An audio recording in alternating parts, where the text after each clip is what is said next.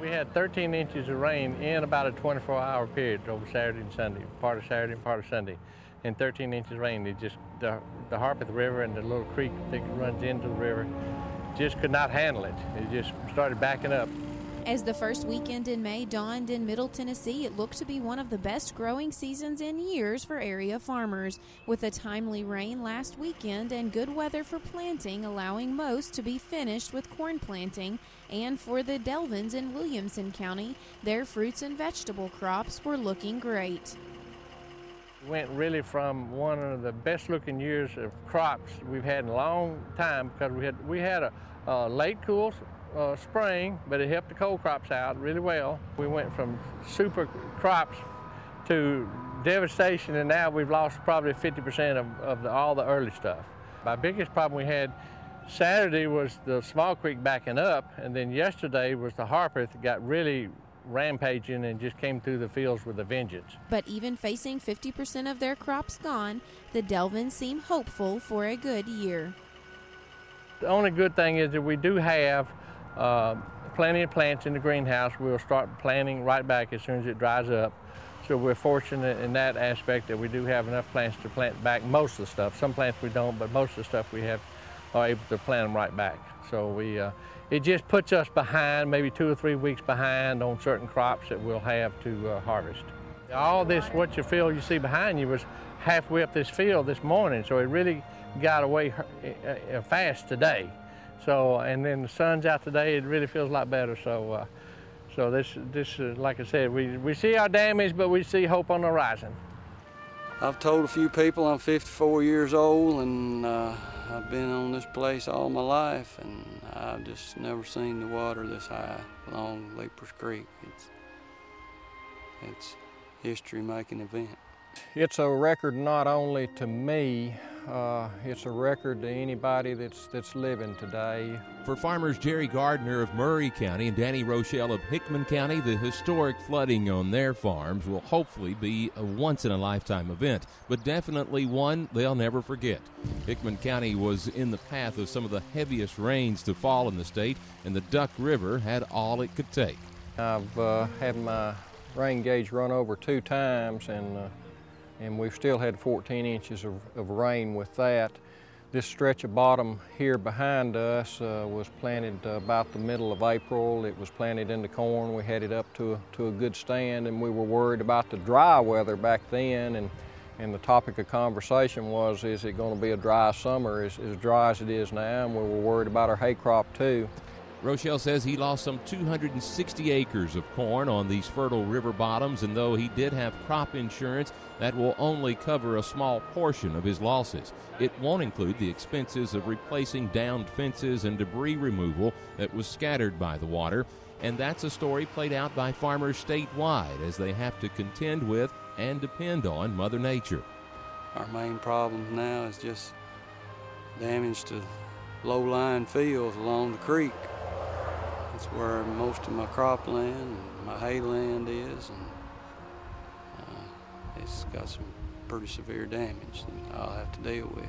You learn to deal with these issues as you farm, and you accept that with a certain amount of tranquility. You know that there's so much in farming and agriculture that is beyond your control, and we try to do our management practices right and do all those things that's within our control right, but one thing we can't control is the weather.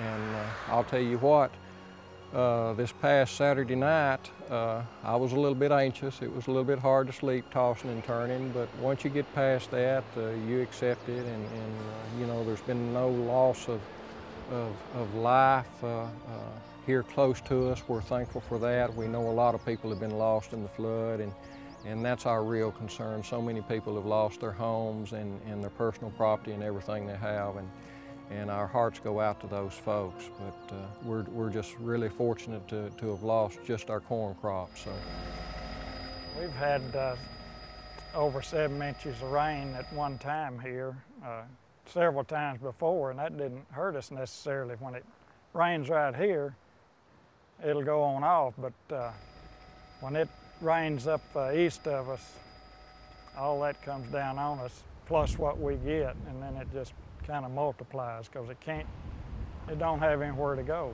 For farmer Malcolm Birchville and others in Dyer County, the floodwaters also reached new record heights.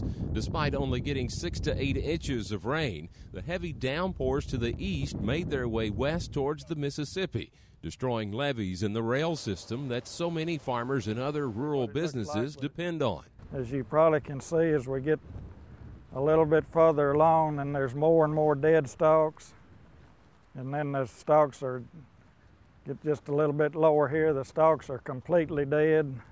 They'll never recover. I had 500 planted, and probably at least half of it got covered totally up with water.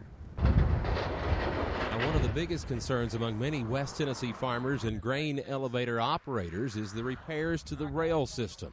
In numerous areas, the heavy rains ruptured the tracks to the point where all traffic has been completely shut down. There's places where the rock's gone, the rail's gone, bridges are gone. It's in pretty bad shape all the way from Kennon to Jackson, and then from Fulton down to Corinth. It's going to take a lot of time and money.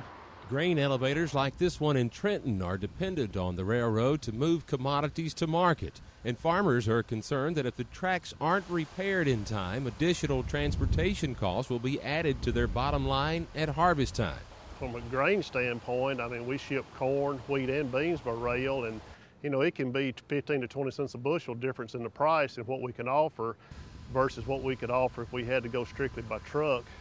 Of course, it's not only the ag community. You've got other businesses, AmeriSteel, Procter & Gamble. They depend on the rail also. So, I mean, this elevator here handles maybe, say 6 million bushels a year. Well, you take that at 15 or 20 cents, and you can do the math. It's a lot of money, and it's just a difference on the rail markets versus the truck markets, and that's the bottom line, 15 to 20 cents a bushel.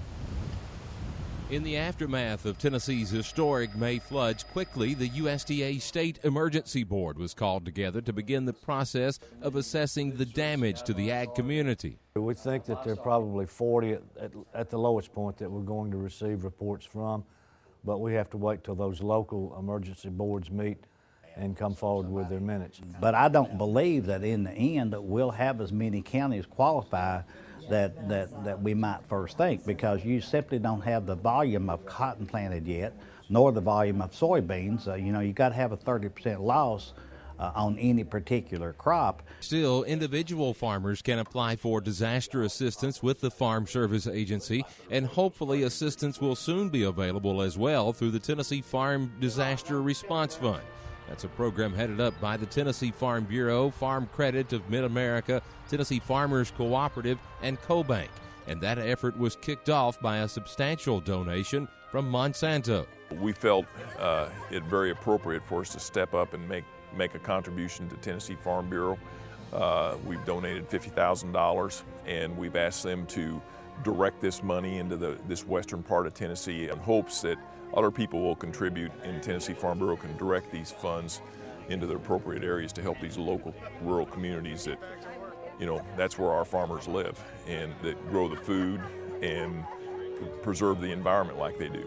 On behalf of Monsanto, we're glad we can contribute. We're going to try to add some money to it with other folks and try to help some of these rural counties with, whether it's fire departments, hospitals, or whatever it might be, and let our leadership determine where that money should go. And I realize it's not a lot of money, but certainly the gesture is what's important, that we want to try to help rural people. And there's just a lot of damage out in rural areas with bridges and highways and railroads and a lot of the infrastructure. And certainly we want to concentrate on those areas and try to help those people as best we can.